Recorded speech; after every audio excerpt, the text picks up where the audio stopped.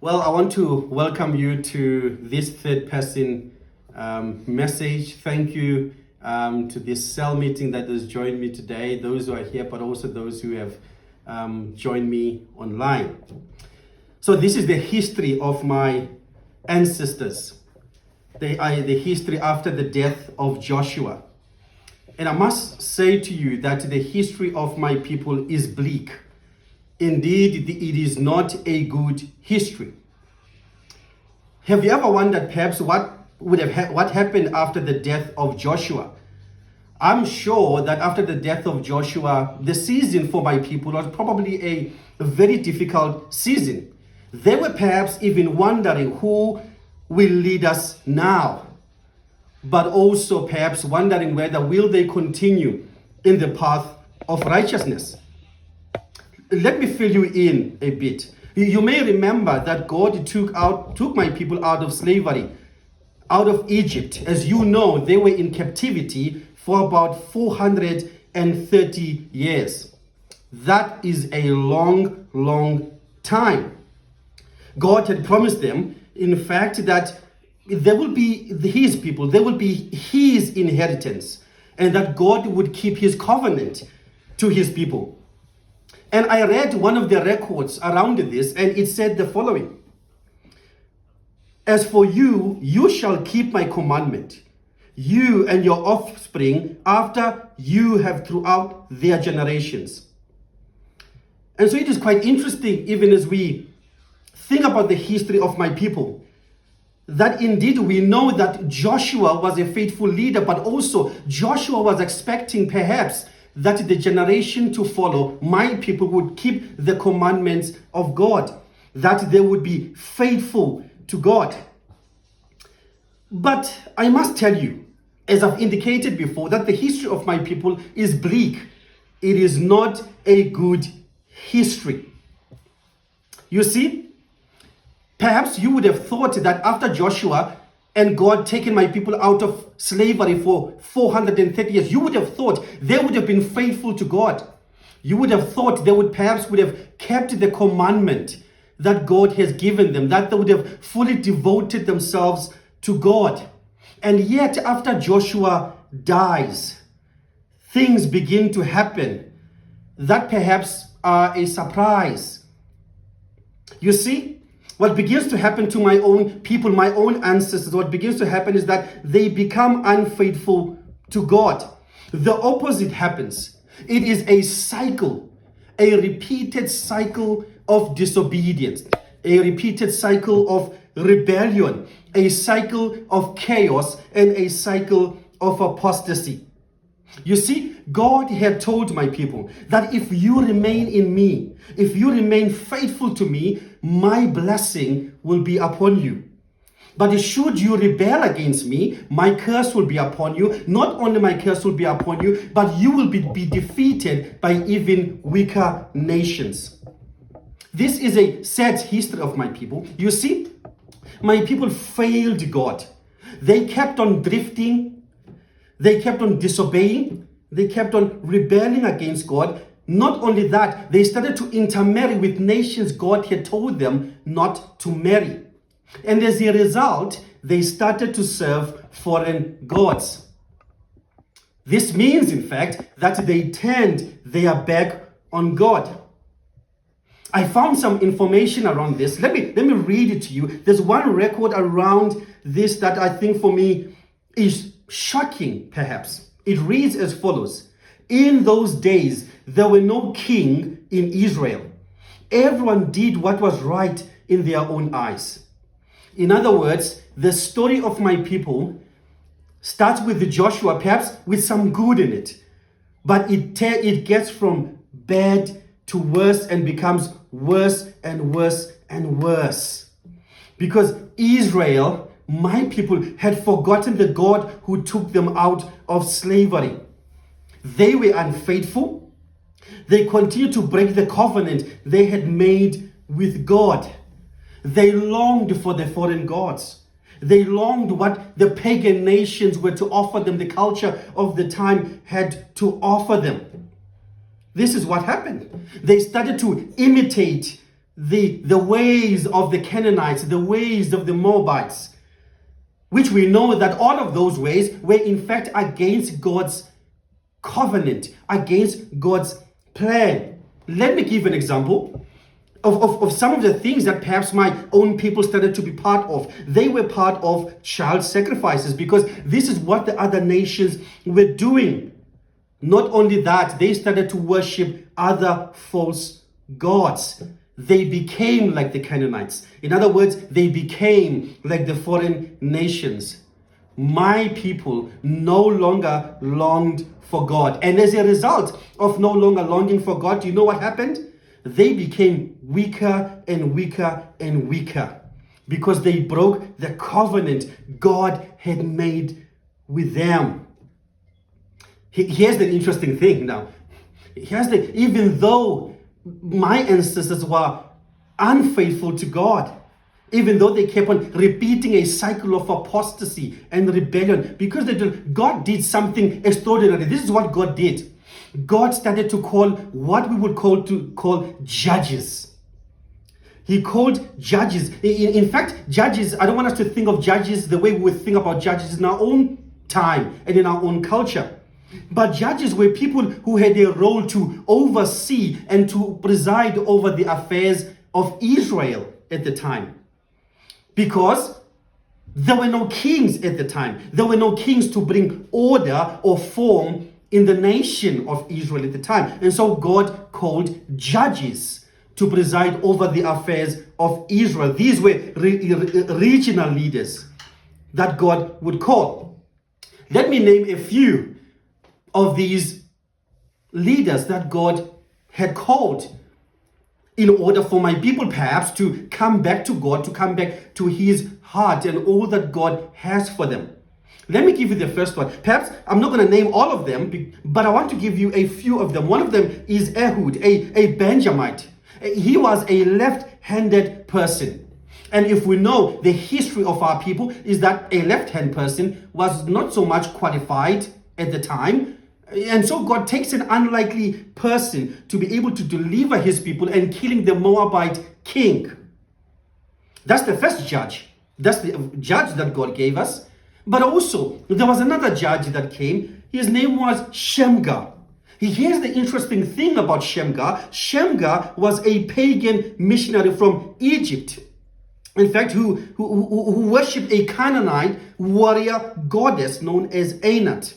Here's an interesting thing about this particular judge is that he was not an Israelite at all. And yet, he killed 600 Philistines with an ox guard single-handedly. And God uses him to free Israelites. He delivered my people, a pagan person, not an Israelite, with a Shem goat. Perhaps you would think the story ends there, but the story doesn't end there. You see, even though God had been giving my people these judges, another thing begins to happen. The Israelites again begin to ignore the commandments of God, and again they go back to worshiping false gods. And because of this, God allows them to be ruled by the Canaanites. In other words, the Canaanites to rule over them. And we find in this particular time that God is going to call another judge. And so then there is a Canaanite named Sisera. He terrorized Israel for about 20 years. Imagine that, terrorizing Israel for 20 years. They were defenseless against him. He was strong. In fact, he commanded about 900 chariots against them. What did Israel do? Israel cried out to God because Israel needed help, because they were helpless. And because of this, we then got introduced to an interesting character. This time, it's not a man, but it is a woman. I must highlight that in the history of my ancestors, the fact that women were not commonly used in this way. And yet God is going to use a woman by the name of Deborah. That's what God is going to do. An uncommon woman. Yet God is going to use this woman. This is the woman who told Barak that, listen, God is going to give us victory. And indeed, God gives Israel victory through the hand of this woman. God delivers them. Well, you might think now, perhaps, Israel is okay now. Definitely, Israel is adhering to the commandments of God. Can I tell you, my people still fall away.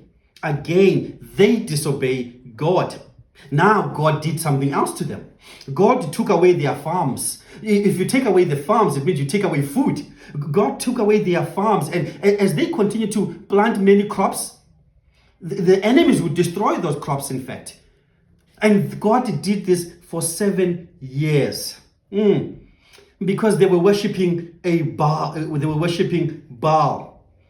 And now God calls a man, one of my other ancestors, who is Gideon. There was something interesting about Gideon. Gideon is, of course, a coward. Gideon was a coward. He was a man that was not so strong. And God uses this man, who is Gideon, to deliver his people. He is also an unlikely candidate. But there was something about Gideon. Gideon wanted God to prove himself by using certain miracles so that he may trust and know that indeed God is at work. And God did that. Even though that we know Gideon himself was a coward, had a temper. In fact, he killed also a fellow Israelite. The bad thing happens after this is this, that after Gideon himself died, what he had worn, the people started to worship the very same thing, or the very same gold that Gideon wore. Imagine that, what my people did. God sends them someone, he goes and fights, he wins, he brings back the gold. What do the Israelites do? Do you know what they do? They worship what they wore. This is interesting. Maybe because my people know that God has given them the victory, but they still worship something that they can see and forget the one who had given them victory. And there are many others who come after that. There's another judge that comes by the name of Samson. We know Samson, who was the one who was violent, promiscuous, arrogant, and yet God used Samson. We also have Jephthah. You would know him as a warrior, also who made a mistake by making a vow and having to sacrifice his own daughter, which was a culture really of the Canaanites. It was not our way of doing things. It was the way in which the Canaanites did something. Why am I highlighting this about my answer? I want you to know that God was choosing unlikely candidates, because if you consider our history as Israel, many of these people would not be qualified to be leading in Israel. One was the left hand, one was violent and promiscuous, perhaps, one was a pagan. The example that I've just given, that God would not be using these people, but God does use them. God does raise them as instruments to deliver his own people. God gave them victory. And you would think that after God had raised these judges for my own ancestors, you would think that they would not go back to the old ways. What do? They go back again and again and again.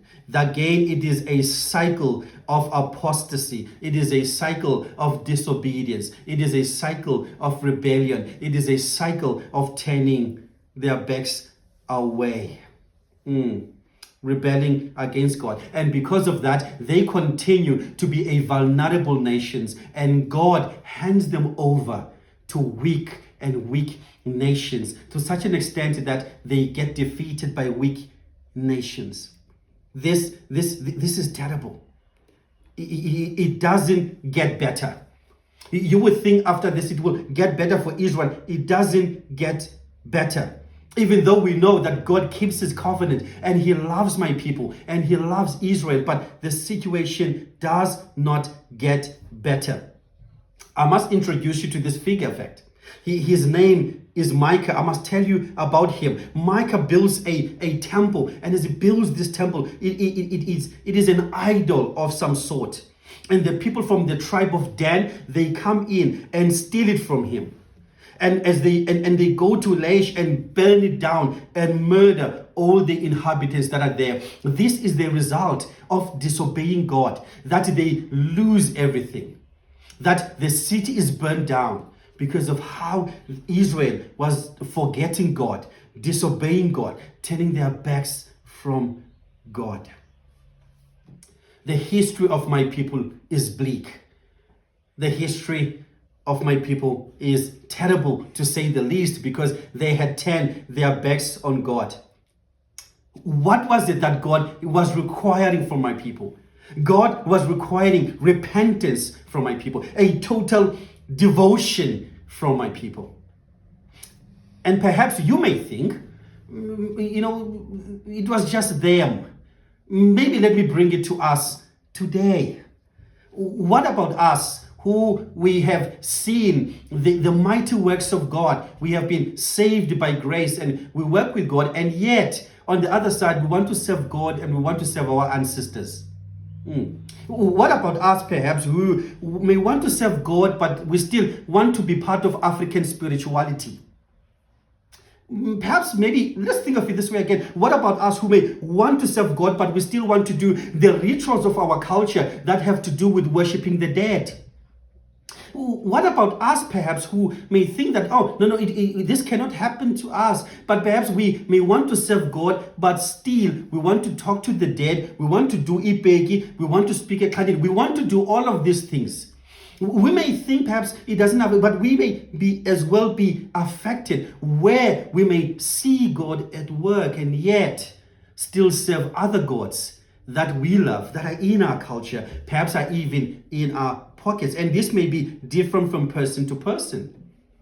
And so God is calling us, just like he was calling our ancestors, just like he was calling Israel to himself. He is calling us to total devotion. He is calling us to repentance, to serve him as the one true God. That even though Israel was failing God, God remained faithful. God remained gracious. God remained compassionate to people who were undeserving of his mercy and grace. When I think about the unfaithfulness of my ancestors, I am also amazed of the grace, of the mercy of God.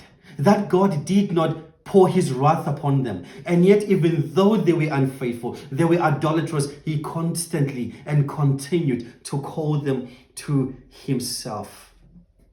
The book of Judges really reminds us